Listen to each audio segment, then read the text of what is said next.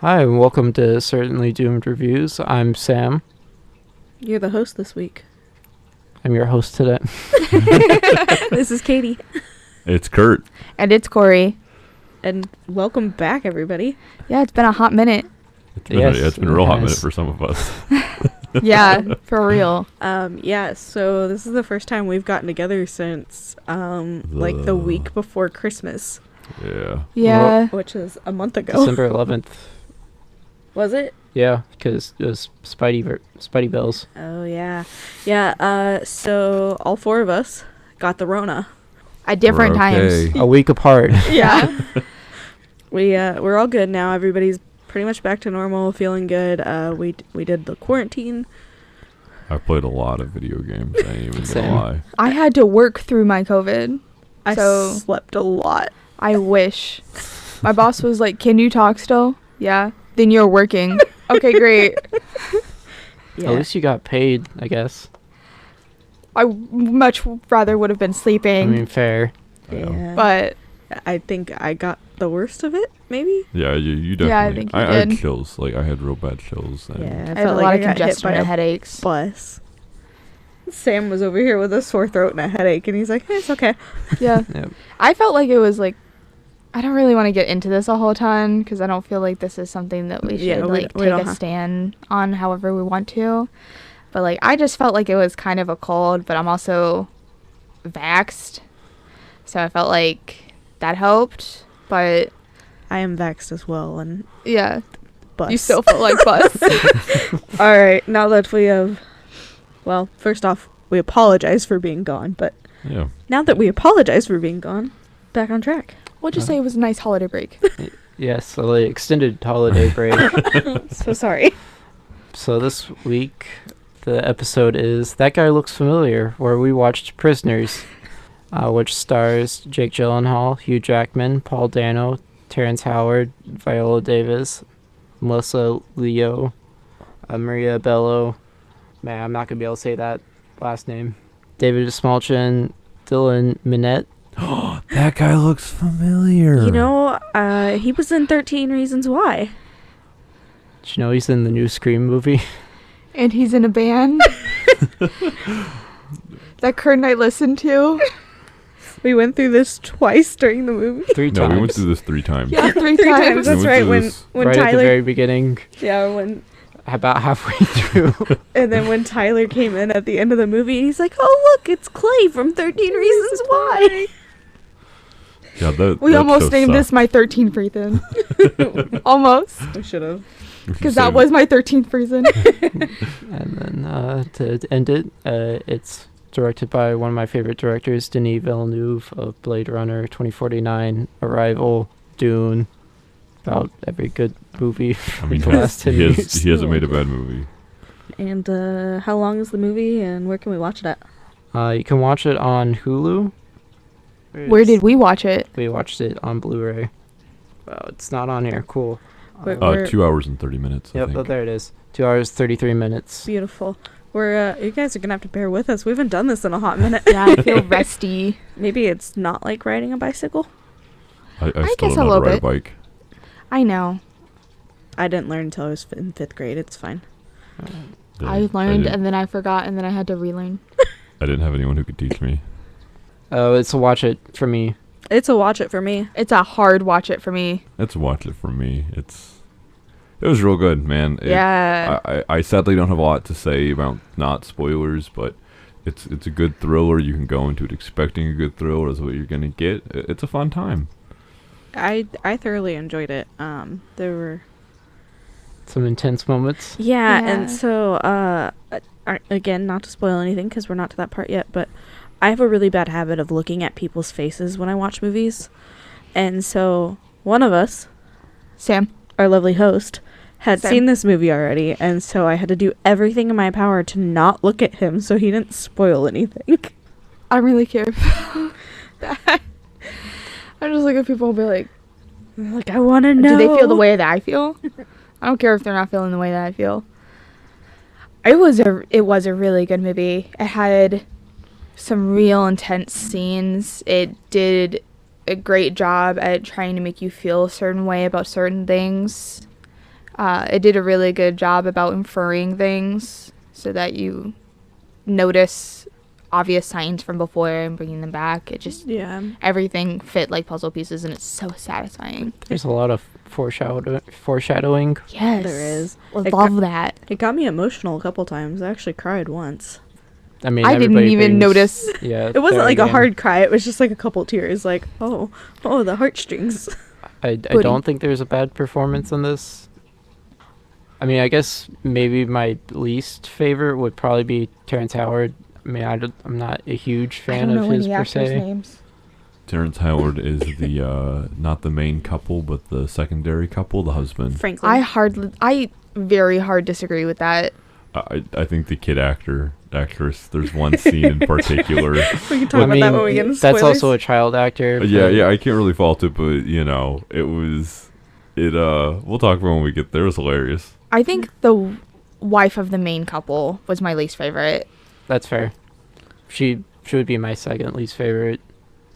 It's just he disappears halfway through the movie. He's really, really important at the beginning. And you're Yeah. right, he like just kind of isn't there anymore. Yeah. We ready to get into some spoilers? Yes, we are. Spoilers. All right. Go Oh. watch the movie and come back when you're ready to hear us talk about it. Or stay tuned. Or If you listen have- to it and then watch the movie. Get a visual aid. Spice it up. I mean, we're not doing a commentary Live life on the it, edge. but if you want to be spoiled for this movie ahead of time while you're watching it, I guess you can listen to it. Killer Dover faces a parent's worst nightmare when his 6-year-old daughter, Anna, and her friend Joy go missing. The only lead is an old motorhome that has been parked on their street. The head of the investigation, Detective Loki, arrests the driver, but a lack of evidence forces Loki to release his only suspect. Dover, knowing that his family's daughter's life is at stake, decides that he has no choice but to take matters into his own hands. Dun dun dun. It's very intense. All right. Very. So, what was everybody's favorite part of this very dark movie? I think my favorite part was when Barry starts to say I'm not Alex, and then like everything pieced together for me in that moment. I was like, oh my gosh. That was my favorite part because it kind of set all the puzzle pieces together for me, and I was like, oh, I understand now. It's like dominoes starting to fall into place. Yes, I love that feeling. I don't know if this is necessarily like it's not necessarily one scene, but it's everything regarding whether or not Alex, or I guess Barry, is actually mentally handicapped or not. Which I know that it could be a touchy subject, but I think he was faking part of it. Because like in the police interview, he stammered the whole time, and he never really stammered past that. And then Yep. him choking the dog, like that. That man has got some traumas. Yeah, but I think he was way smarter than he was acting. Again, trauma can force you to do things you wouldn't normally be able Yeah. to, or being shoved into a corner like that may trigger trauma Yeah. like that. So when he's not being watched, he does the things that prove that he's smarter than he seems to be. Either way, I still really liked his character, and I still too. don't know, like, the culpability of his character. Yeah, he was very interesting. He was a Yeah. very believable person. He did some fine acting too. Yeah. Honestly. He makes me very excited to see him as the Riddler and the Batman, Yeah, that should be interesting. The whole movie's gonna be great. which his Riddler is very inspired by the Zodiac Killer, so Cool. very excited. Ted about Cruz. You hear they think that they caught him? Yeah, I saw Yeah. that. That's rad. So I guess my favorite part, and you guys are gonna look at me like I'm crazy considering how my reaction was during this whole scene. When Loki gets to the house and he finds Anna and the old lady, and anyway, he's rushing Anna to the hospital. I'm fucking freaking out the entire time and stressed because I'm like, oh my god, he's gonna get in a wreck. But when the emergency sign like comes into clarity and he's like into the fucking driveway, I was like, oh thank god. But yeah, I was like pure panic. But I mean, that's It did a good job of building the intensity Yeah, to give it that's- to you at the end, and it brings this relief on. Yeah, to me, that's the kind of feeling you want to get while watching a thriller is that, oh my god, what the fuck is going to happen? I am so stressed out right now because I am like a high alert, basically. Yeah, well, I think that any movie that makes you feel a very, very strong emotion, it's doing a good job. yeah, it's doing a good job. So, like, feeling really intense and really stressed out, it's doing a good job. Feeling really sad or compassionate, it's doing a good job. I had to get my Squishmallow and hug it because I was like, oh my god. It's true. Sam laughed at me. Yeah. What about you, dude? I mean, I like all the movie, but Good job. one of my favorite scenes is the conversation between Keller and Loki in the car after Loki's been tailing him. Mm-hmm. Across It's- from the liquor store. Yeah. I mean, Hugh Jackman's a good actor, but that's like some of his best acting I've seen. I mean, I think that this movie is like a lot of his best acting, but I think everyone did a really, really, really good job as far as the acting goes. Except for the kid. Yeah, well, Okay, again, they're kids. Okay. The way she stares at him no. and flops her hand Hang up. on. Okay, so there's a scene in the hospital where they go to thank Loki, the little girl does, and she's in this poor chair, and I understand This wheelchair. it's a kid, and she's supposed to be all drugged out, and she's just been kidnapped, but goddamn if it wasn't hilarious. Oh She my just gosh. looks so uninterested. And angry. She was just like, She's like, I don't want to sit in this stupid wheelchair. I felt She's like, so I didn't want to come bad. see you. I felt so bad because I literally was sitting there thinking, because I mean, she's sitting in the wheelchair. She's like just got this meh look on her face. And of course, the character, obviously, she was kidnapped and drugged and everything else. And I'm just sitting there thinking, man, this kid looks like she's seen some shit. And then I was like, oh, Oh, 'cause right. she has. She's supposed to. She's seen some shit, but also she also the look on her face like you could have kept me there. It's like, whatever. I would have beat the maze. It's just another Tuesday. Yeah. Tuesday. Which I mean, I know Denis Villeneuve is like French Canadian, so maybe it was just like a like I mean, she's a K actor, so she might not Yeah. really have a full grasp of what this movie is. So, Well, she speaks English in the beginning of it, so I'm sure well, I'm saying the that. director. Uh, So maybe it might be some sort of language barrier issue. I could be reaching, but You're just trying to make that kid look better. yeah, I mean, granted, she is like starring in other things now, and She was young. I mean, she's Yeah. playing a 6-year-old in this. I mean, I'm Yeah. not shit talking her at all. No, I She's a mean, kid, and you know, she better did than great I in did the as a other kid. scenes. It just that, and also, I'm sorry, but like the kids in this movie, I'm not saying they're stupid, but they were totally stupid. Okay, they're like, oh, I found a random RV, let me climb on it. Where we grew up, that's how you got kidnapped, and we knew that. And these stupid kids didn't. I'm sorry. It's You just, don't go in someone else's house. You don't get in their cars. See, they You said don't that touch they their got cars. in Yeah, the you car do and not went on touch a other ride people's with cars. the guy. although I guess all of us are kind of like, Paranoid? Yes. They Yes, do. we are.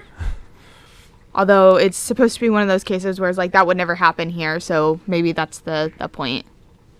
so now that we've talked about this child actor, what's your least favorite part? I really hate Keller's wife. What's her name? Grace? Grace. Yeah, it's Grace. I just remember over. because the subtitle said, Grace sobs quietly. I really, really disliked her. It's pretty much all she did was cry. Cry. Which, I mean, I get it because she's a mom and her Thankfully- child got kidnapped. Thankfully, none of us know this pain. I'm giving her the benefit of the doubt. I just feel like there's something interesting about the movie that I want to talk about later that she really brings up that really irks my soul. Okay. Which is I know we're gonna disagree in, but she was probably my least favorite part of the movie because she didn't add anything to it. Yeah, I mean, Viola Davis is. She was a good actress. Yeah. And I don't think she was bad at all. I just felt like the mom character wasn't really. Well, she I'm wasn't saying the in other. a whole lot. Yeah, Viola Yeah. Davis was the other couple's mom. You're talking about the white mom, right? Yes, I said Keller's wife. Okay. Yep. Viola Davis is the other mom. That's what Sam was talking Yeah, about. I'm saying she basically has the same role but does it better. Better. And actually, because it's Viola Davis. yeah. I mean, she is an Oscar winner now, Yeah. so Well, it really shows. She also had a bigger part.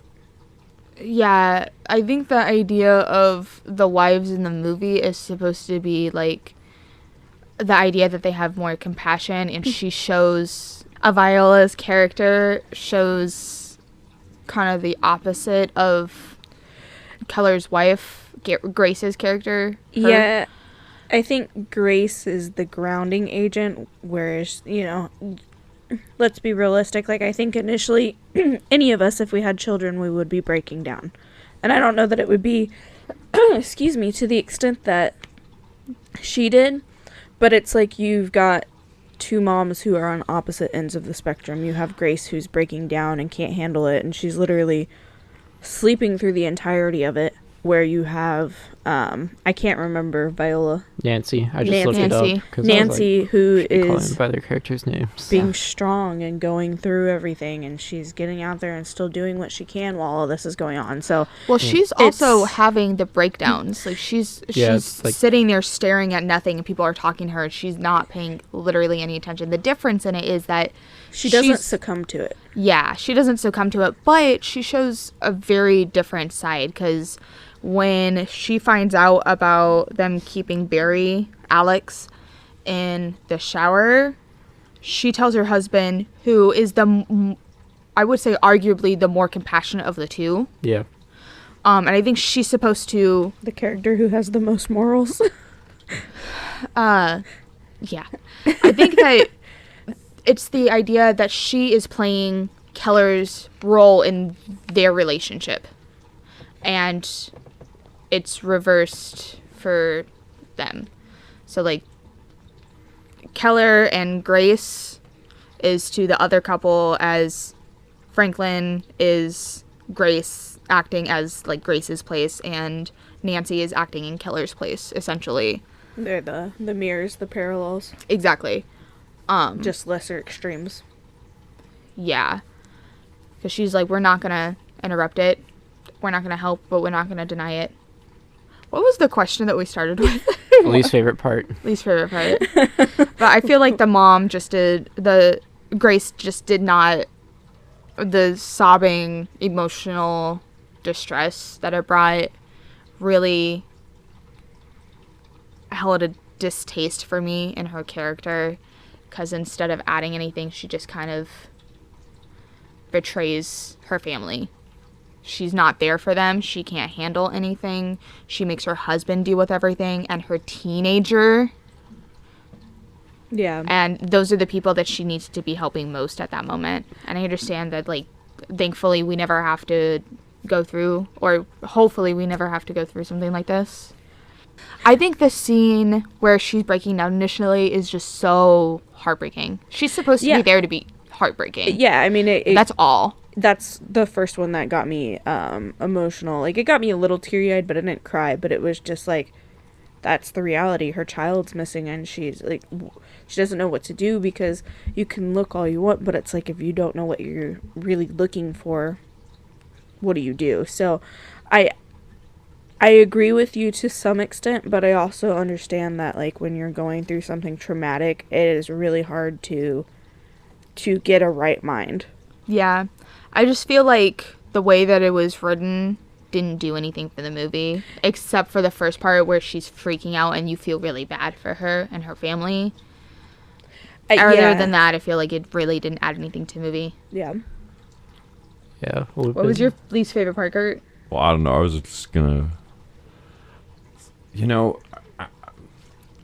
not gonna say like I really hated this part, but I felt like the whole like early second act, late first act started to drag. Like, I think this movie could have lost just a little bit for me. I don't know. I felt like it started dragging in the beginning. Like, when we paused it, we were only an hour in, which, spoiler alert, we did actually pause it.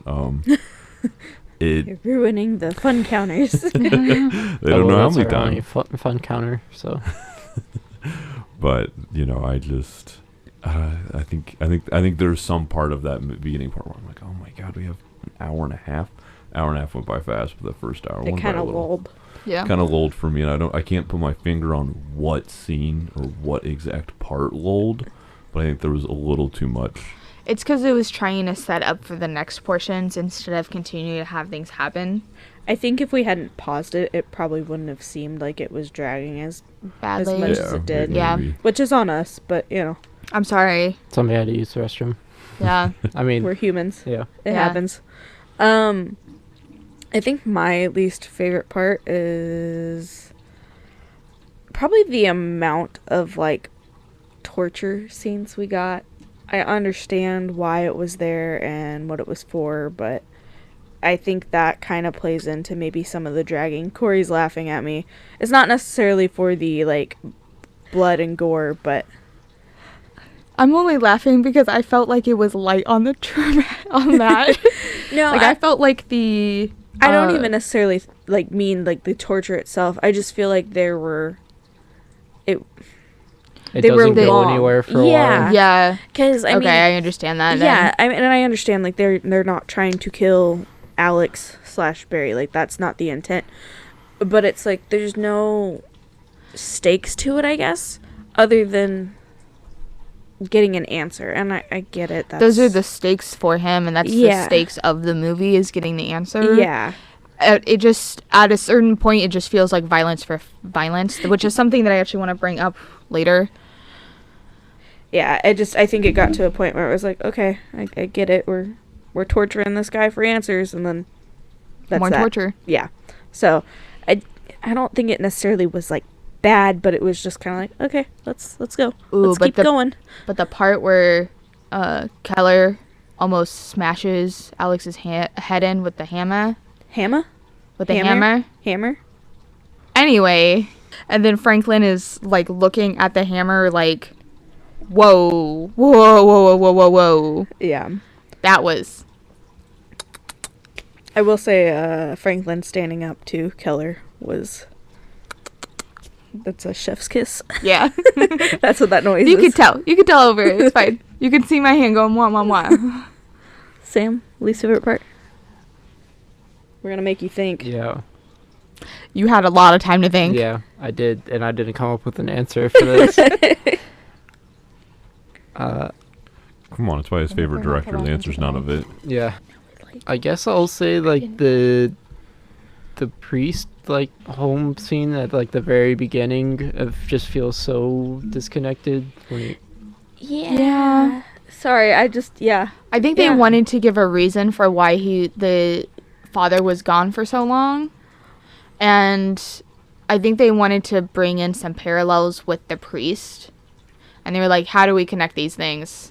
This Well- is how. Well, like when we were watching the movie, I was saying like, they were pointing so hard at Alex that it was just like, oh yeah, this is all the blame right here. There's no other like leads or anything to get you to look away. And then it was kind of like, oh, here's this like 5-minute scene with the priest, and maybe he kind of had something to do with it, but probably not. So it just, in hindsight, totally forgot about that scene other than the body in the basement. yeah, oh, here's this weird necklace thing. Yeah. I mean, it plays in later, but it's I really think they just wanted something to be able to tie a couple of different things in. Like, I think they wanted to use the parallel with the priest and then the body in the basement, like, figure out how to tie that in with the necklace and why the dad's been gone for so long. And they were like, oh, we want to be like, he had a family.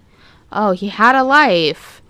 And it's like, so that way we can infer that that's the same person whenever we're talking to the aunt. I think they just used him as a tie-in. Like, Yeah. he wasn't actually going to be in the story, and they were like, but I want to put these things in the story. It's kind of like the loose ends. Yeah, Just to tie they're up. just trying. Yeah, they're just burning those loose ends, and they're not actually tying them. Yeah. It's kind of like, here, we'll just put some tape over it. Yeah. What's our next question? best for performance. The kid that played Anna. She's in it a total of 8 minutes. Yeah. She really? I don't know. That was just a Prob- guess. Probably Probably Jake less. Gyllenhaal. Yeah, absolutely. I agree. I love him so much. He did a wonderful job. It's a tie between him and Hugh Jackman for me. Mm. I just Hugh Jackman with Katie the goatee. disagrees? I can't. Just I about the can't- comment about loving Jake Gyllenhaal. Oh, he's the best. Eh. I can't. Name He a- I was can't really name a good in movie. this movie. I will say he was good in this movie. I'm just not like a huge Jake Gyllenhaal fan. It's because she loves Taylor Swift. Not 'cause she It's not dislikes why. Jake I Gyllenhaal. just genuinely don't like have a strong love for him or like for that matter. Like he's fine. You seen Nightcrawler? No. You seen oh god, what's that one with the bunny? the bunny? This one? No. There were bunnies in this. No, he sees the plane crash. Donnie Darko. Yeah. Yeah. It's fine. Oh, Not one of my favorites. I mean, he's fine. I just okay, then who's your favorite, Kate? Ooh, you're gonna make me think. Was it Huge Jackman? Hugh was pretty great, but I also gotta say, Paul Dano, right? Was his Yeah. name?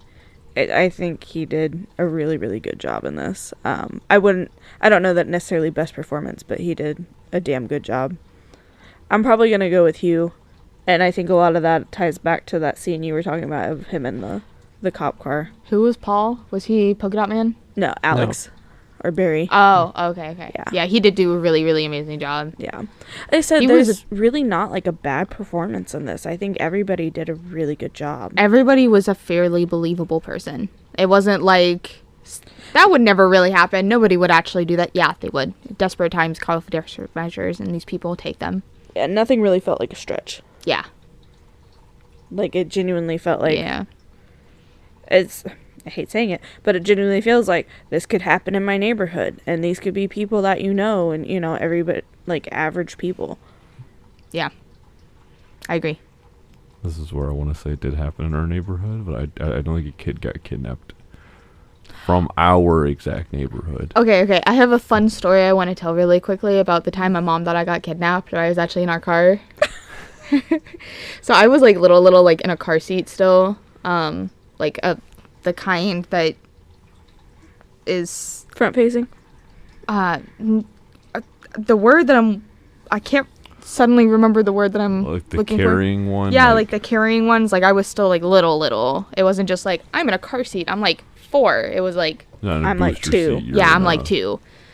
So my mom picked me up from seeing my dad, and my parents aren't divorced or anything. I was just at work with my dad because I needed someplace to be, I guess. And she put me in the back of the car, and she just could not figure out where I went. She looked in the back mirror, and I wasn't there, and she was just like, oh my God, did I forget her? Oh my God, did I forget her? She drives all the way back to go see my dad. I was not there. And she's driving around. She's like listing off all the places that she's been. She's like, did I leave her here? Did I leave her here? Did I leave her here? Oh my God, did I leave her on top of the car? Oh my I God. literally was about to ask, were you on top of the car? Yeah. My mom's like flipping out. Like, oh my God, flipping out. And she's driving around like, I don't know what to do. She calls my dad. She tells my dad. My dad's like, I have no clue. I saw you take her into the car with you. How could you lose our child? And then my mom hears me laugh. And she was like, I thought I was going crazy. I was for sure that I was going crazy. And then something dawned on me that I hadn't gotten out of the car and checked the back seat. The Floorboard. no, I still can't remember the name for it. Bassinet. No, that's not what a bassinet is. The baby carrier. Yeah, the baby carrier thing that turns into the car seat hadn't been secured, so it leaned forward, and my mom couldn't see in the back mirror because it was leaning on the driver's seat, and I was hanging from it just like, oh, this is so much fun. Get a head rush. Yeah, well, In other words, this is how Corey is why she is. that's probably true. Good And job, Mom. probably the 4 concussions I've gotten. My place. But like, my mom was for sure that she had left me somewhere. I had been taken. Oh my God. She was like, I'm such a bad mom. oops. Whoops. And I firmly believe that if somebody kidnapped Kurt, they deserve to take him. That's what my parents always said. They're like, Have you seen you? okay, look. It's an so impressive feat. for It It context, is an impressive for feat. That's what I'm context- saying. For context, I'm 6'5", like 280. You're built like a football player. Yeah. If you can pick me up and put me in a van, honestly, you deserve to kidnap me. I'll give them a trophy. Yeah. Like I feel like if you It's could a word. really, like, just It's an handle me- unlockable. Kidnap the big gun. You're welcome. All right, we ready for our next question? I Yeah. think we are.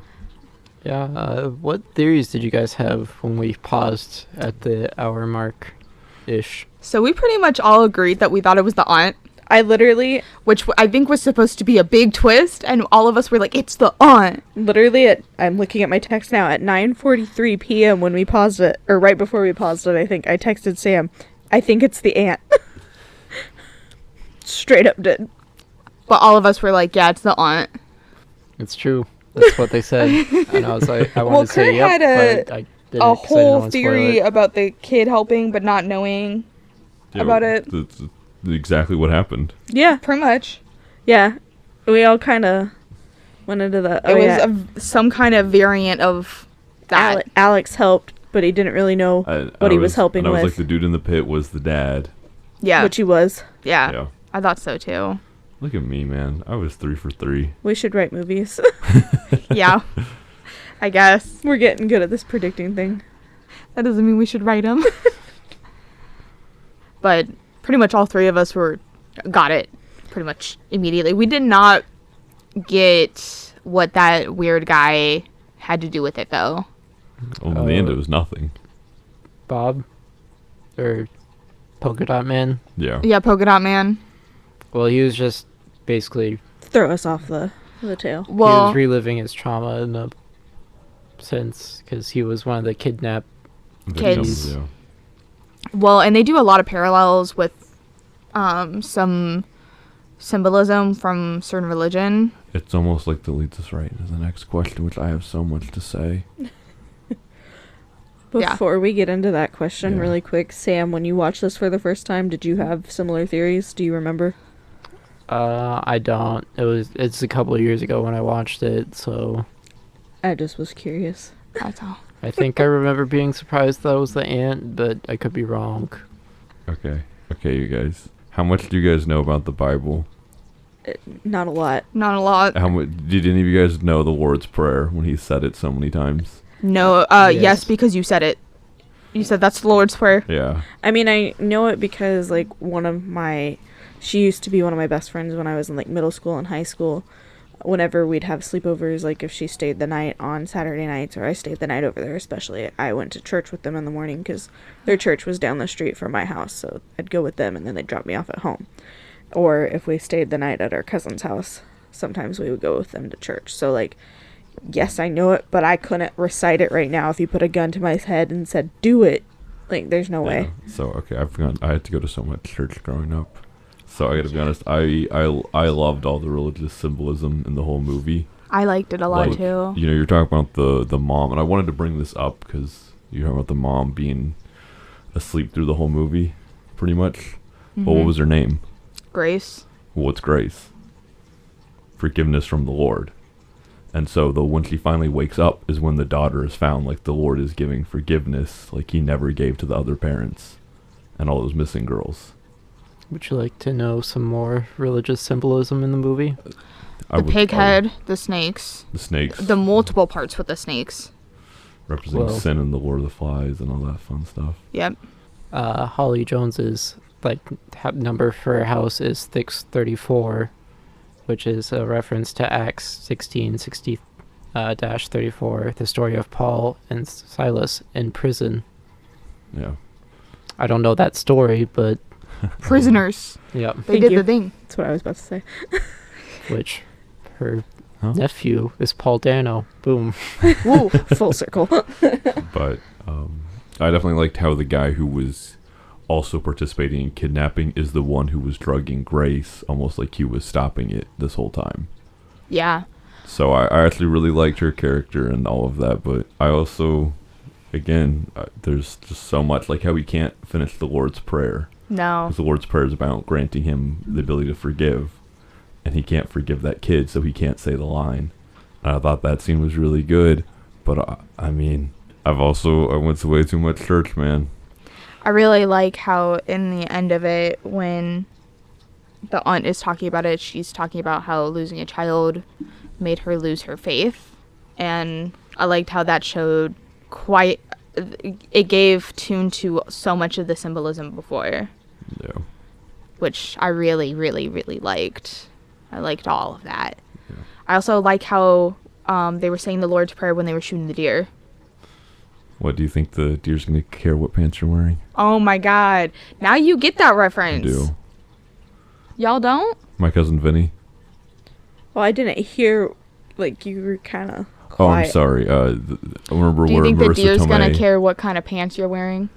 Yeah. Yep. To put its little lips to the water. But no, I mean, I think that was actually my favorite part of the movie, but I really wanted to kind of wait until now to Bring it up. bring it up because I don't know. I really enjoyed it, and I really enjoyed how it all went together. And the more you thought about it, the more it all just felt like religious symbolism and not a thriller. Is that your hot take? Is that your hot take? That's not my hot take. My hot take is about thriller movies as a whole, which we can Okay. go. That's right. That's right. Before we move on from this, I liked how I enjoyed listening to you teach us about the religious context of the names and the. You guys want to add anything to that? Or do you have any more of those like fun facts for the movie? Or? Yeah, regarding the religious part. I we're talking mean, about? Or just any good fun facts? Yeah. yeah, well, I actually do have a few. we usually keep those for the end with That's our fun true. counters. I mean, Detective Loki, which actually apparently on his card his name is David Wayne Loki. Loki's his last name. Yeah, which I mean, They're- makes sense. You're a detective, it always is the last name. But according to IMDb trivia, there is a Norse mythology story where Loki is in charge of protecting a kid from a giant. So it's Fitting. yeah, Yeah, that's Yep. cool. and I mean he was in the orphanage or Mhm. yeah, as I say, Loki was an orphan. yeah. So Well, and they talk about how he was an orphan, and that's how he knew that the priest was a pedophile at the beginning, Yeah. and how he went. That's why he went to go see him, because it's implied that he was diddled. It's not said. It's implied, though.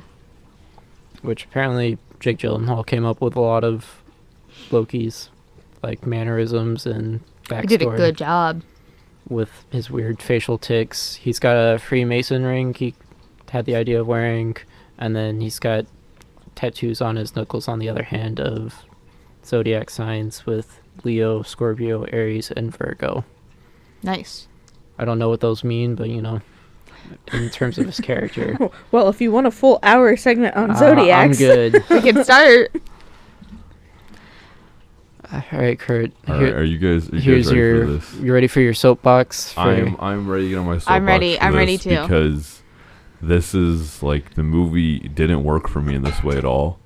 So suspense. Here's the thing: to have a suspenseful movie, like you can put a gun to a character's head, and I'm like, oh my god, are they gonna die? But you have to have follow through, and I don't think thrillers. A lot of thrillers we've watched have any follow through. When they were showing him on the way to deliver the kid, I had no suspense in me because I knew he was going to save the kid. Once one kid was saved, the other kid's saved. And I'm not saying I want the kids to die, but literally the worst consequence for any character in this movie is they're going to prison for kidnapping.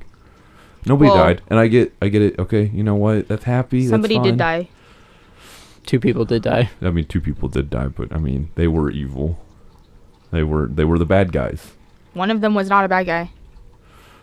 One was a victim of. Of said bad guy.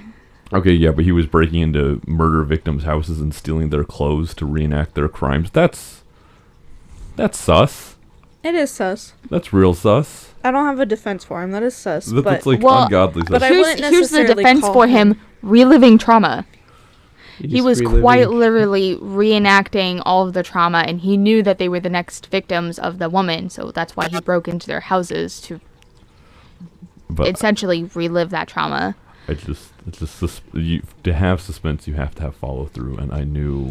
I think it would have been really good if he had gotten into a car crash like right outside of the hospital, and then somebody else had to bring him in, because if we had that moment of the car crash, You could have used some type of nice little rug pull. That would have actually like been like, oh shit, he's not gonna make it. Yeah, but there's never one time in this movie by about the halfway point I was like, yeah, there's not going to be a single like moment of actual suspense, because people were in danger, but they had no legitimate follow through with any character actually being in danger, and it real sucks. And it's not this thriller; it's a problem I have with a lot of thrillers I've watched, where I'm just like, everybody's gonna get out and be safe at the end, and that's cool. I like happy endings. I'm not saying I like morbid, grim, dark stuff, but when it's a happy ending to my dark movie, I'm like, that's great. But I was never worried. that's not why I'm watching a thriller.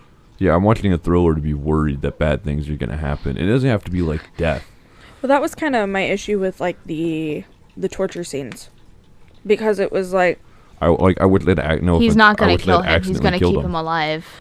and I understand, like, Yeah. obviously he wants to keep him alive because he thinks that's where his answers are, but it's just kind of like, I mean, when Franklin says the line, "I would die for my daughter," it just kind of like clicked for me, like, obviously Keller's like willing to do whatever it takes to get his daughter, but he's not willing to kill. He's not willing to go that far. So it's just like, I kind of agree, like, the stakes didn't feel that high because he's like, he wouldn't push the limit. Yeah. And I wish they had found both daughters, even just because when the first daughter came in, my mind went, okay. Oh, now both of them are It's a happy safe. ending, and I lost all suspense for me, but it was still a good movie. It wasn't suspenseful, and its thrillers work They're supposed to be only on suspenseful. suspense. And can I spoil Searching, even though we're not in the Searching episode? Yeah, that's fine.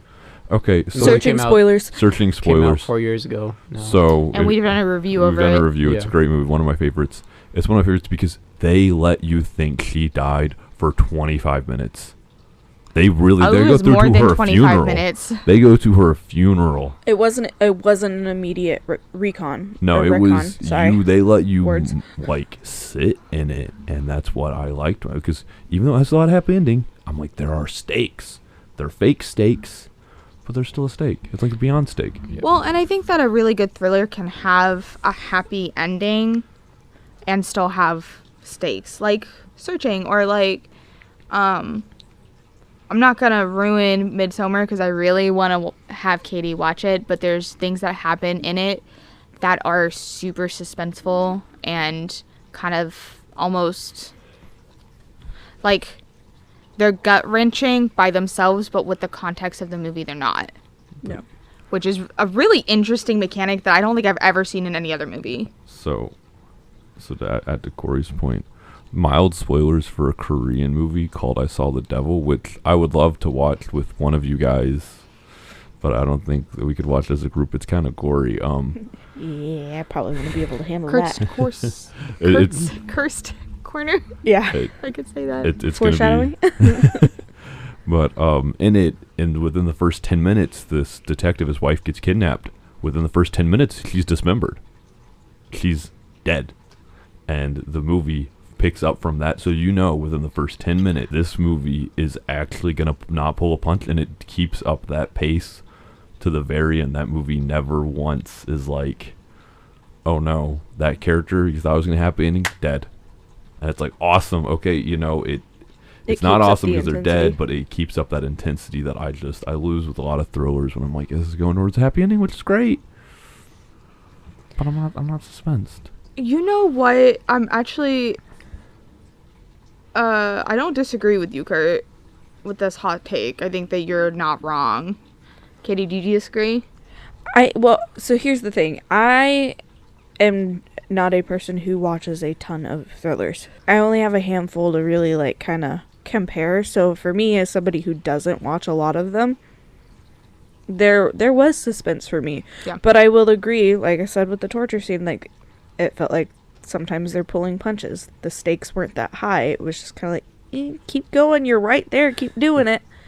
So Or if he had just broken a finger, or when he grabbed the glass, someone had gotten slashed. Yeah, there wasn't Like just someone getting slashed alone. I mean, I'm not saying I want violence and I just thrive on it, but just it's not like I want like a mature rating thriller movie to watch, but it's kind of like you can give it just a little more oomph, and you were like Yeah. right there. But because again, you can hold a gun to the character's head. It doesn't matter if I don't think you're not going to fire it, and I knew the movie wasn't going to. And Yeah. it's Yeah. like- so when she's holding the gun to him at the end, it's like, you're not going to kill him. Yeah. Now, if she had just outright killed him, oh my god, would have been game changer. game-changing Yeah. ending. But she didn't, and shot him in the leg, and then we heard the whistle. I almost even feel like if she had shot him in a different place, that could have potentially been, I don't want to say Lethal? Yeah, lethal. Thank you. That was the word I was looking for. I was thinking fatal, but I was like, that's not right. Which she's like, tourniquet and you'll live. Yeah, if she had shot him somewhere else that had been more lethal, like the stakes would have been higher. So at the end, when you hear the whistle blow, it's like, oh my god, he made it. Yeah. It wouldn't have been so like he's shot in the leg. Tons of people get shot in the leg and live. Yeah. Yeah. I think what they were trying to go for was like this compassion for the dad, because she's making it seem like she's gonna dump the daughter's body in there with him. Yeah. Just dead, so he has to suffer with it. Oh, Yeah. I knew Until they he weren't gonna do dies. that. I know too. Like I knew too.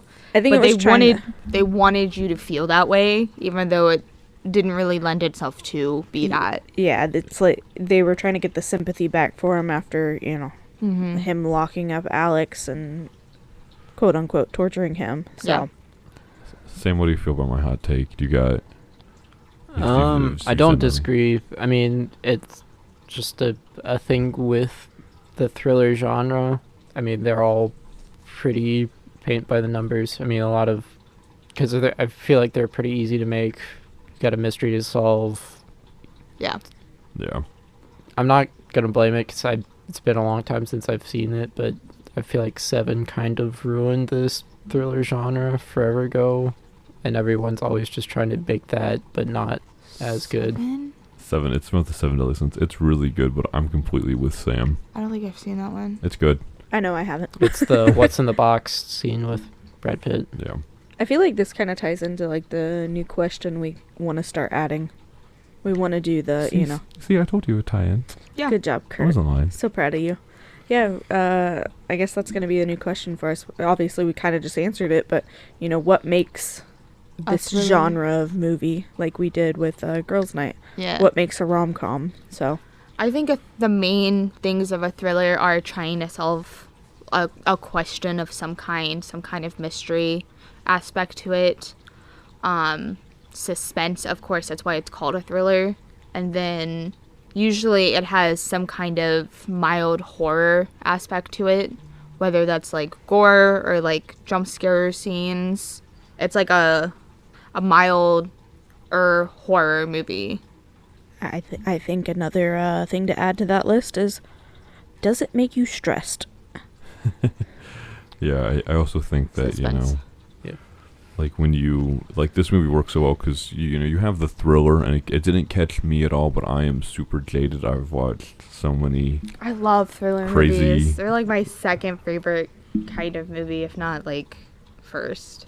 But I think that, a movie can work good on multiple levels. Like, this movie does work good as a thriller, and it also works good as something deeper, and that's what makes it such a good. I think it does a really good job of doing like mild character studies. So for like, I wholeheartedly agree with you. I think that for a movie to be good, it has to be a good movie outside of just what it is. That's why I have a really hard time with a lot of superhero movies, is because I don't feel like they're a good movie outside of being a superhero movie. But there's just so many characters that, like we've said so many times, feel real. Alex, slash Barry.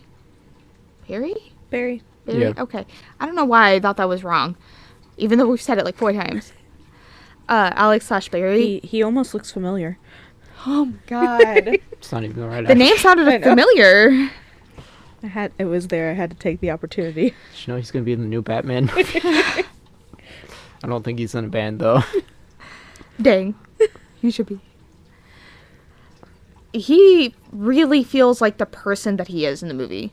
Like, given his background, given how he grew up being raised by the person who kidnapped him, the very first child they kidnapped and raised, and they pretty much did everything in their power to strip him of his old identity, like taking away his name, Is he Rapunzel? isolating. Did you know the original story of Rapunzel has her pregnant and she gives birth to twins? Yes. I did not know that. Congratulations, now you do. You learn something new every day. Yeah. You really need to get in on some like Brothers Grimm stories and all that kind of stuff. They're pretty Yeah. intriguing. It is really intriguing. But Sorry, you were like raised by the person that kidnapped them and took away their identity. I was like, I think that in the original story, she wasn't raised by them. She was just left in the castle. yeah. And anyway, this isn't about that. This is about how he really feels like that person who this happened to. Yeah. He doesn't feel just like a character who has a background, and his background doesn't have anything to do with his personality. And I feel like you find that a lot of movies is like, oh, they have a tragic background, and they're like, oh, this justifies things, and it's like, no, it doesn't. Yeah. But for him, it does. Because he is quiet, he is mundane, he feels like he can't talk about things, and he's scared of his aunt, so tragically scared of her. And it's so understandable why. Yeah. I think it does a great job of studying those kind of characters. So like, Detective Loki, they say in the movie that he has, every single case that he has worked on has been solved. And you see that in his character. As the time is moving on, he's getting more and more stressed. And he seems like he has these leads that are going nowhere. And he's getting more and more and more and more and more and more stressed. And he gets to a point where like he starts not knowing what to do.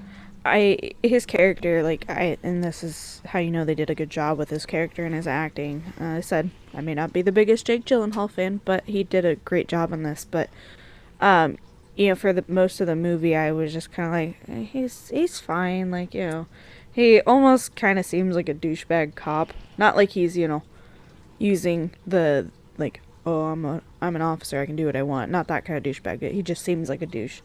But it wasn't until when they bring the parents in to identify the clothing and Keller sees the sock and you did this is your fault, and you can literally see like the way his composure changes and his demeanor, and it was just like he's a real person. Like it was a fantastic moment. Yeah. And it was so like subtle too, but it was enough impactful to go, yeah. Oh. And so at that point, I was just like, he's going to do it. He's going to figure this shit out. And so kind of was just like, oh, the whole time. I don't want to say the whole time, but a lot of the time I was leaning towards Keller's going to solve the mystery. It's going to be him. But it was that point that I was just like, nah, this is him. He is going to solve it after all. It was good. I liked that. I have one last thing to add about the movie. But, so the main family, last name was Dover. They wasted everything not naming Dylan Monette's character Ben, so that way his name would have been Ben Dover. Or Benjamin. They could have called him Benjamin the whole movie, called him Benjamin, and I wouldn't have cared. Because I know it's secretly Ben Dover. Thanks, Kurt. Man. You're very welcome. And on that note, I think it's time for our fun counters. Oh, wait, I have Hang one on. more thing that I wanted to add. That's good. Yeah. We're going to go into it after Corey says her thing. So. Okay. So there was something that I noticed, and I mentioned it earlier about how they're parallels to each other. I really feel like they're trying to play into kind of like more masculine roles are supposed to be like you take care of things and you don't deal with your feelings, and you really clearly see that in Keller. Yeah. Instead of dealing with his feelings and having his wife blame him for everything, which I also hate her for. Cough, cough. That's not how you be a good spouse, but trauma does things to people, so I guess, whatever. She gets one pass. Just She does one. it- she does it again. She's out. God, I can't believe this lady's upset at her kid being kidnapped and potentially murdered. Listen. God, dude, she's mean once, bro. Out. if we had a kid and they got kidnapped, the first thing that I did would not be to blame you. What if I had the kid? Can I spoil Heavy Rain? Boom, spoilers for Heavy Rain. In it, the couple get a divorce because the dude is supposed to be watching his kids and he accidentally lets one of them get killed. Is that his fault? Kinda. It's not exactly his fault. There are things that are always outside of our hands. If this happened to us, there is no way that the thing that I would say is, you used to make me feel safe. Now, pretty much she doesn't say everything is your fault, but it's like heavily implied that that's how she feels, because she said it without saying it. Yeah, every time he gets near her, she like tries to flee. And she cannot be supportive of her husband, who was obviously also not being able to deal with it, or her child, who was the only emotionally stable person in the movie. Besides Franklin. Franklin's an OG. Franklin's like, I have morals. Yes. We stand Franklin. We stand Franklin. He's fine. But they really heavily, I feel like, play into the masculine and feminine roles, and I really like how they did the reverse for the secondary couple, Franklin and Nancy. Birch. I remembered. I couldn't remember the last name. Birch. I really like that they did the opposite, because they were really going for like this toxic, this is not how you should be handling your feelings, and then they switch over to the Birches, who are handling it. Yeah. They're dealing with it. They're pushing through. Even though Keller was getting answers, quotation marks. I was going to say, that is a strong word there. They were handling it better.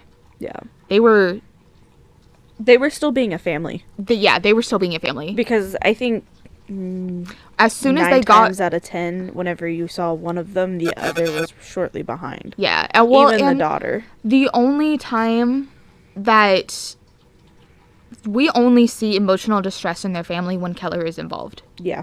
So like when they leave to go see Alex and Keller is involved, they come home and the daughter flips out on them. Every time Franklin leaves, then the wife comes up and she's like, "Where were you? What were you doing?" And I really like that they had that parallel in the families, showing how they're playing such a traditional roles with the family dynamic, and how it wasn't working in their situation at all. The wife was just drugging herself to sleep, and how the son is the only one who's able to be competent and react. Continue to function as a normal continue to function. It's person. his little sister, and he's a teenager. And he handled it better than either of his parents. Exactly. Which, I get it. It's their fucking kid. Got kidnapped. But it's also his sister. You have to be an adult and handle things and still be there for your family and it's take not care of one even- another. Yeah, it's not even just being an adult. It's like you still have to be the mother to another child. Yeah. You still have to be a father to this child. Just because one's gone, you can't stop being that person for your other child. Yeah. And they led him, a couple years down the line, his senior year of high school, he disarms a school shooter by talking to him. He sees a dead girl for a whole senior year, covers up a murder. I mean, 13 Reasons Why spoilers? Sure. Hannah Baker dies. There you go. The end. That's why he was so good. He goes on to do some things. I thought he looked familiar. Did you know he's in the new Scream movie? He gets chased by Ghostface. I'm pretty sure he's in a band. Oh, man. I'm so excited to see them. Corey, we're never going to let you live it down. It's fine. I don't need to live it down. Okay. I don't ever get embarrassed. I don't know if y'all have ever realized this, but I will be hard pressed to be embarrassed about anything. I will never be humiliated. All right, fun counter time, guys. Yeah, fun kind of time. Okay. Of course, All right. So fun counters. We paused it once. We paused it once. No alcohols were consumed. Sam consumed an alcohol at dinner, but we don't count it. And I did. one invincible title card. I have an Invincible T-shirt on. You're welcome. For Nice. birthday. Thanks. Nice. God, I don't know if they said prisoner. Like, I really tried to pay attention, but I also didn't. I'm so sorry. I'm pretty sure they didn't. I don't think they did. I always remember victim, like, kidnap, like... He's going hostage. to prison. Yeah, he's going to prison. I guess Nerds. that's close enough. Yeah. Yeah. No. I'm going to say Um, 3. I'm no, gonna, that's the title of the movie. No. None of those. Which is, it's kind of a lame week for fun counters. Nobody fell asleep. No. No It's alcohol's consumed. Yeah. One pause break. Yeah. I almost had another pause break because I was going to tell a story, but it wasn't worth it, and I don't remember what the story was now. so- Great. I do have some fun facts from IMDb that might be interesting. Ooh. Go. Because great. apparently the script for this movie was written forever ago, like before it was eventually made by Denis Villeneuve and the whole cast. So originally, I guess, Hugh Jackman was attached to it years ago with Anton Fuqua, who did the Equalizer movies with Denzel Washington and I think Training Day. So he would have been a good choice for director. Uh-huh. Then one time it was going to be, make sure I got the right names, Mark Wahlberg and Christian Bale starring in this I'm with so- Bryan Singer to direct, which would have been That would have been so bad. garbage. Thank God that's Christian not Bale, what I This don't would know. have been the B movie that we Christian wanted to Bale would make have fun been of. fine as Christian- Detective Loki. Yeah, Christian Bale would have been fine in either role, but I also think he can play whoever he wants. Yeah. Mark I love Christian Wahlberg Bale. was just the Mark Oh, Wahlberg. man. Yeah. Marky and the Fun I was going to say I've Marky seen- Mark would have just been himself. I have seen one good movie with Mark Wahlberg, And that was, The Lovely Bones. There's another one we'll have to No, watch. no. I don't know, he's pretty great in Ted. Okay. I mean, comedy-wise, yeah, there's a lot, but in terms of movies, I can take him seriously. Yeah. He's also replaced Christian Bale in that movie because Christian Bale got fat for it because he wanted to be a dad, like a suburban dad, and a normal person, and they're like, Did he wear New Balances? And then two other actors that were attached to play Detective Loki, Ryan Gosling, which he would have been fine, Yeah. pretty good. and Leonardo DiCaprio, which would have also been fine. I think he would have been pretty good in that role. Yeah. I don't know if I've ever seen him in a role like that I can think of. I don't know if he got as unhinged as he did in Django, I'd be happy. Yeah, I just found that interesting. Those were some of the names originally attached to this movie.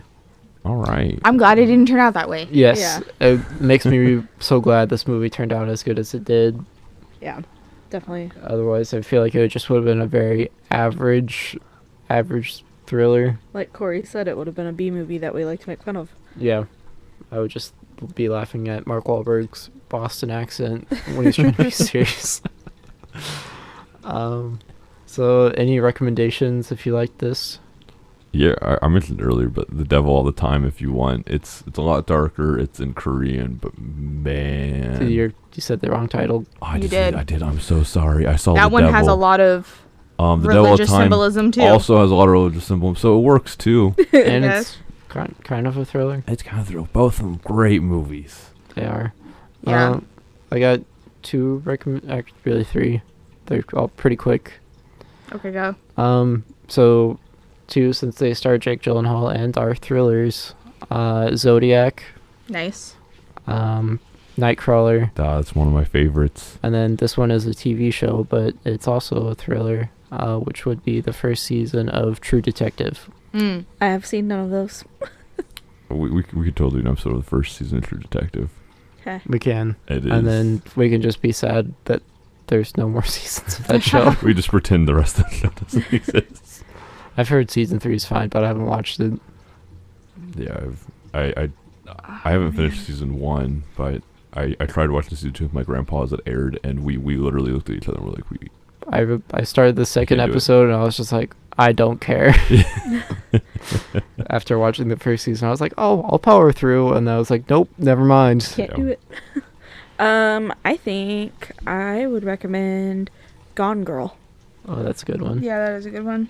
Although I will say the book is a million times better than the movie, even though the movie is actually really good. I was just gonna say I love The movie's great. Yeah, the movie's great. I love, was it Vince Gilligan? Her last name's Gilligan, right? The author of the books. I think it's Gillian Flynn. Gillian Flynn. Yeah, I knew it was. I'm so sorry, but I mean, you've borrowed some of my book. I think I books, still Rose. have your copy of Sharp Objects. Either way, I Yeah. mean, Yeah, either one would be great. Also maybe it's The Woman on the Train. was that fun? It is, however, Gillian Flynn. Sam looked it up for me. Thank you. Sam. The Woman on the Train is really good. Again, book is a million times better because obviously within movies you have to cut out shit. I mean, we know how it goes, Yeah. but Yeah. the movie is pretty dang good. So I would recommend that one. I would recommend, I mentioned it earlier, but this movie called Inheritance, it's really slow for like the first part, so it's kind of hard to get through at first, and then it starts to ramp up, and there's a really great twist at the ending. It's pretty much just to give you like a non-spoiler spoiler, because it pretty much immediately gets ruined in the movie, but she inherits this bunker from her father who just passed away, who she hated, and there's a person living in it, and he's been living there for like 25 years. Oh. Yeah. And she's trying to figure out why. Really good. Highly recommend it. I think that we should watch it. Again, it's kind of slow at the beginning, so it's kind of hard to get through for that. And there was another one that I'm trying to remember the name of, but I can't seem to. And for whatever reason, as soon as I was like, I should recommend this other movie, I can't remember literally anything about it. We can always, if you remember it, we can always add it in and post. Yeah. Well, I also I like kind of like late 2000s and like late 90s, early 2010s thriller movies a lot. I watch them with my dad all the time. So I'm sure it's one of those. That surprises me you haven't seen Seven. No, you know what? I probably have and don't remember it. I'm going to recommend Three Billboards Outside of Ebbing, Missouri. It's not it's not the same kind of a thriller like this, but it is quite an intense, really, really good movie. All right. So, I mean, it's been a while. What has everybody been enjoying the past couple weeks? Month. Month. Hey. Let's see. Hawkeye wrapped up since last time we talked.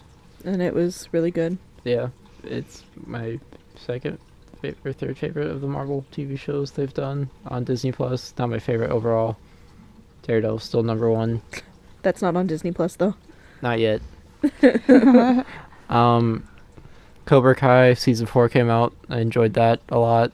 And then while I was recovering from COVID or my really bad sore throat, I watched both seasons of Barry on HBO Max starring Bill Hader. Very good and would recommend. Cool. So God, that really was a while ago. I was playing through the Dragon Quest games, and I'm on 6, and I've played through 1 through 5 and 11. Oh geez. Yeah. COVID, man, it hit different. Yeah. I really only have 6, 7, 8 to play through, Nice. and then that series is done, and I'm really excited. And I love the games. High key recommend. I guess the only other thing I can add is I've watched up until the newest season of Red vs. Blue all on YouTube, just because I had nothing else to do and I was spending so many Is years. it worth it to watch it past season 12? It's fine. 13's a nice wrap up for like the show, and Okay. then 15 was because 14's like an anthology, like different animation styles and different people doing it. 15's a little standalone, although it sets up 16, which might be the worst season of second worst. And then 17 was actually a pretty like nice wrap up of that. But now they might be filming apparently in Halo Infinite, so there might be a new season. But We'll see. Caboose might not be back, so because Joel was fired from Rooster Teeth. So We'll see how that I goes. don't really have high hopes. Okay. I've You never wanna seen go? anything from Rooster Teeth. That's fair. It's like the only thing I've watched of theirs in years. Yeah. You can go ahead, I'll go last, Okay. I guess. Well, since last time, season 2 of Emily in Paris came out, and that was really cute. Again, still not like a super fantastic show, but it's fun and it's cute. So, you know, if you want something that you really don't have to pay a ton of attention to and kind of girly, you can watch that one. Well, actually, both Tyler and I had the Rona, but since we were both out in the same week, we watched through the first 2 seasons of Daredevil. And Sam, I understand the hype. He's finally Thanks, validated. Finally, somebody actually listens to my recommendations. I tried. I tried so You know hard. how long it took us to listen to any from Kurt? Searching. It took us searching. I have been recommending Searching for 3 years. You have. That's the entire time we've been dating. Yeah, I literally watched it like right when we You first got ruined it together. with me with Old Boy. I didn't want to see it because we had a terrible poster up at my work for it because it came Oh my out gosh. at our theater, and it's of just the keyboard, and the only letters on it are Searching spelled out, and I was just like, That's nope. not great. And then I saw that it was like through the computer browser genre, and I was just like, Nope. immediate turn off, because I saw that trailer multiple times up until that movie came out, Yeah. and It actually then turned out to be a pretty... nobody ever said like I had any recommendation at my job to be like, go see this. Anyway. So that's why. Anyway, so watched through Daredevil and the first 2 seasons. Now we're going through Jessica Jones, and we're about halfway through season 1 of that, and we're trying to watch through all of those shows on Netflix so we can continue with Daredevil. Cause Just give up. Just give up. If I couldn't get through Daredevil, Luke Cage and Iron Fist were nails on chalkboard for me. Luke Jessica Cage Jones is wasn't okay. for like the first 6 episodes, and then they do something, and I just yeah. Yeah. Well, it's like Luke Cage. They're like, we're not sure we're gonna get a second season, so their second season pitch happens like halfway through the halfway show. through the first season. Yeah. So the first season could have been great, but they just ruin it. Yeah. Hmm. Iron Fist, I literally couldn't get through 2 episodes. I've heard It'd not be great things. if we were just wanted to get drunk and watch it. My mom loves that show. And the Sorry, Mom. It's okay. Um, It's like the only thing she's seen from Marvel. Really, Iron Fist. Yeah. of all Oh. things. Okay. All right. And the only other thing that I've been watching is I've been binging through Catfish. I love I've that show. seen pretty much all of Catfish. I love that but show. It is so just like astounding to me that people are like, "Oh yeah, I've been talking to them for 7 years and we've never FaceTimed and we talked on the phone for 30 seconds, but it's totally if we them." FaceTime, then it's just the ceiling. And I'm just like, how? But I also, like, one of the episodes I just watched the other day was the guy that thought he was dating Katy Perry. Oh my gosh. And Did it's you just, really think, boy? oh my god, yeah, so that's pretty much all I've been watching. I'm a child, so I watch a lot of cartoons. And No, I'm laughing about something else. okay. It was like as soon as I said it, y'all were like looking at each other laughing. I was laughing because I was go, Kurt's dating a child, and I was like, that's not appropriate. Oh my Hey, god. she's older. That's true, I'm older than you. Anyway, so you've been watching a lot of cartoons? Yeah, I've been watching a lot of cartoons because I work at my parents' house and they have cable. So I just flip through the channels and there's usually nothing on, so I'm like, I'll just put this on in the background. And there's this one show called Big City Greens. It's not that great of a show. Like, it's a cute, fun show. But the intro is by one of my favorite bands, and they don't sing in it at all, but I almost instantly knew it was them. And like, Kurt and I, the first time we saw it, I like turned to him and I was like, this is the Mowgli's. This is the Mowgli's. He was like, how do you know that? And I was like, I just know. And it was. But no, I actually started watching this show called Craig of the Creek, which is actually really, really good. I was very surprised. I thought it was just going to be like some kind of kids show, but I would say it's up there with Gravity Falls, which is like up there. That's like creme de la creme. That was really good. And I also started watching Bar Rescues. Oh, I fucking love I Bar love that show. Rescue. They have so many episodes in Missouri. Here, Yes. like around here. I today was watching There- one that happened up in Blue Springs. There's one that like happened down the street from my house. Yep. Yes. So that reminds me, I was watching that new Joe Millionaire, and I happened to hear a contestant name on it, and I was like, wait a minute, that sounds super familiar. And anyway, long story short, the guy's family has bought cars from my job, and so I was like, that's weird. Small world. So that was kind of like a, oh shit, Oh, cool. kind of Moni. Moni? That's not a good word. Moment? Moment. Kurt, I saw that face. It's like, ooh, ooh. Yeah, I'm just gonna ignore it. I wish I had more things that I was watching, or like more relatable things that I've been watching. That's what makes it fun, though, is we all watch different shit, so. I don't know. You guys watch, like, Some of it we watch together, though. that makes it worse. No, it doesn't. Yeah. You guys are totally relating so much to a guy who doesn't watch TV. Yeah. Exactly. Your recommendations for video games. Oh hell yeah! Yeah. I do have two more that I thought about it and say. Oh my god. So I finally, for the first time ever, I watched The Truman Show because I wanted to watch a movie that came out the year I was born. So Tyler it was really talks good. about that one a lot. Yeah, it's probably my favorite Jim Carrey performance, maybe because he's not super over the top. But Mm-hmm. and then I did watch the first 3 episodes of Peacemaker. I got HBO Max just to watch it, and I haven't started it yet. I am That's so great. excited. If you like the Suicide Squad, you will like Peacemaker. The good so- Suicide Squad? Yes. And John Cena. Yes. Do you like John Cena? He's great. Oh, I have... I thought of another one. Okay. I'm so sorry. Okay. I watched Encanto, and oh my god, it's so good. Lin-Manuel Miranda, I swear to god, puts crack in the music that he writes because it's so fucking catchy. The other thing that I thought of is that I've recently got re-involved with apparently my obsessive love of the 60s from when I was a child that I didn't really know about. Because we watched Last Night in Soho, and I really loved the fashion in there, so I started to get back into it. My dad was telling me about something, I can't remember exactly what it was, but there was a cover band that we were going to see when I was a kid that was a 60s cover band, and I was obsessed with the Beach Boys when I was a child. We watched a documentary over it. I've recently got really into like 60s kind of vibe. And then secondarily, there's this book series that I used to read when I was a kid called Emily the Strange. I reread some of them, and they are so good. Like, even as an adult, I've thoroughly enjoyed them. It's nice to be able to go back and be like, oh, I had good taste. Enjoy them as much as you did when you were younger. Yeah.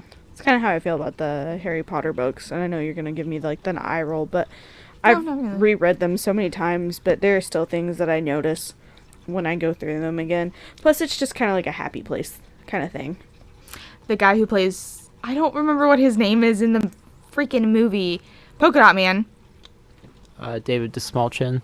Him looks like a 60s boy band member in this movie. Like, he's straight up is like from the Zombies or the Turtles or something, and you're like, you look so awkward and weird. You don't quite fit in here. No, he does not quite fit in there. I loved that though. Yeah, he's great in every role. So I actually remembered something. This is the most chaotic. What have we been No, watching? I'm just or kidding, you guys. I enjoying? didn't actually remember anything, but I did. There's something I did want to talk about. So it's a new year, which means I think new projects for us and the channel, and a new series. Hopefully, I'm not going to give a date to, but I totally want some movie recommendations. Kurt's Creepy Corner, where Cursed. Cursed Corner. Because it's hard to say. Yeah, it's really hard for me to say, but I forced someone to watch a movie that we can't do on the podcast for Everyone together. everyone together due to the fact that I am too compassionate and I don't want to force certain people here to watch certain movies. So if It's you have because I'm a chicken shit. no, I gotta think of movies to watch with all of us, and Yeah, so, I can't watch super gory movies, so I'm out for some of them. Yeah, and I just if you have any movie recommendations that are a little off kilter or a little too, I don't know, anything, please drop them and stay tuned for that. I'm real excited about it. Yeah. I've been Yeah. working on it. Also, hopefully soon we may have our very first guest star. Woo! It's true. I Yeah. don't want to give too much away, but stay tuned. We got a plan out the details, but I'm looking forward to it. It'll be nice to have like an outside opinion. Yeah. Just Someone to tell us a when fresh- we're wrong. Yes, that's not We'll Corey. see. But I'm excited. We've got, I don't want to say we have like a ton planned, but we've brainstormed about a lot of stuff, and We have ideas, and we're trying to go ahead and go forward with things. And yeah. Unfortunately, this year got off to kind of a rough start because of stupid Rona, but that's okay. we've Stuff happens. What matters is we're feeling good. yes, And we're feeling great. We're healthy and again. We're and doing everything's this and we're good, hanging out. so, I'm And watching it movies. seems to be going up for everybody. So yeah, we needed to take a little pause. I think it was good. So, you know what, you guys? It really wasn't all doom and gloom when we had COVID. One of us hit a really big milestone, and I don't know if they'll call themselves out, but I really want to I call totally them will. out. Okay, you will. Awesome. Didn't mean to interrupt, but it's me. It's Katie. My birthday was on December 30th, and I released my very first book, so I am now officially a published author, which is insane. And I don't want to like talk super about like the money because that's not why I did it, but I published through Amazon, and so how it works is you only get paid for they take the cost of the production to print it, and then you make the profit. My paperbacks are not that expensive, and I have already like gotten up around the $150 mark. Nice. So I don't want to like I said, I'm not gonna dive too deep on all that, but it's really exciting, and hopefully gonna be planning a book signing party soon. So Congratulations. Yeah, you. congrats. I wanted to say that it's super, super, super cool. As the only other one in this room who likes books and knows how to read, I think. Didn't I just talk about a book that I reread? She did. You She did. did. I know, and I'm just giving you shit, Corey, because I only read ones with pictures. Mine does not have pictures, but I can't give Dang. it away Sorry, because Sam. Corey's got to wait to get her copy. That's But true. I don't know why it hasn't come yet. you got a hardback, so it takes a while longer to get. It takes Yeah. 2 to 3 weeks to ship. So I can't give away the really exciting and cool thing that's in the book. So It is cool. I do know about this. yeah, and I say my editor, my best friend who edited the book with me, didn't even know or doesn't know that I did this. She also ordered a hardback, so she still has no clue that this is in there. So I'm super stoked once people like really start like giving me the feedback on that part. So, but yeah, it's been a really cool I experience. could give a synopsis real quick for the book. Would you guys like me to read the back of the book? I mean, I'm totally down. This is, again, I really wanted to call you out on the podcast. This is like our first sponsored segment, basically. Yeah. Are you guys paying me for this? No. Am I paying you? No, but I Sponsored would mean that you're paying us. Yeah. Come on, cash Katie. it up. Yeah. I'm broke. It's okay. Here, sorry, I'm pulling up No. because I don't want to grab my book from the pile. So my book is entitled Finally Breathe, and here is my back panel synopsis. Olivia is chaotic, loud, and bold. Alexander is quiet, shy, and cautious. Polar opposites with two things in common: unresolved trauma and their love for music. After Olivia moves overseas to attend her dream school, she runs into Alexander. A chance meeting starts a whirlwind journey neither of them expected. They begin to open up and deal with the things they've put off for as long as they can remember. Two strangers realize how alike they are and help each other more than they knew they needed, while music helps their bond grow and gives them both a much needed chance to finally breathe. As Hans Christian Andersen once said, "Where words fail, music speaks."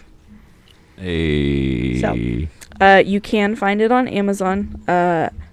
I guess if you guys are cool with it, I'll link it in our I I totally. don't care.